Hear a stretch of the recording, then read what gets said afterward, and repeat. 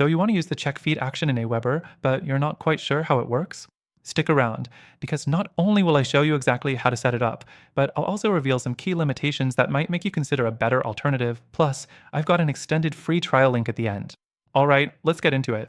The check feed action in AWeber is mostly used for automating emails based on an RSS feed, think blog updates, podcast releases, or new YouTube videos.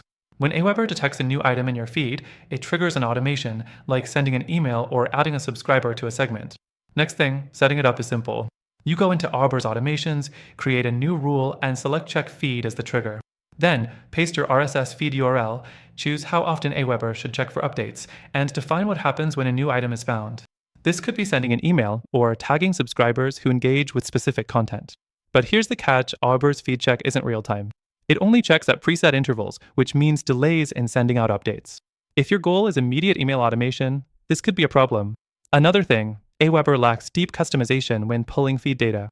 Some competitors allow dynamic email content based on the feed's metadata, but AWeber is more limited in how much control you have over formatting and personalization.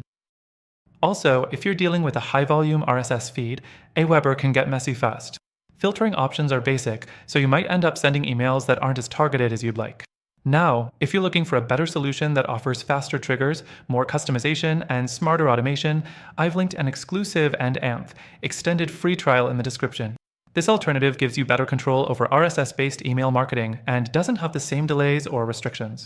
I've also included a few other tools that might fit your needs even better, all with free trials. Check them out and see what works best for you.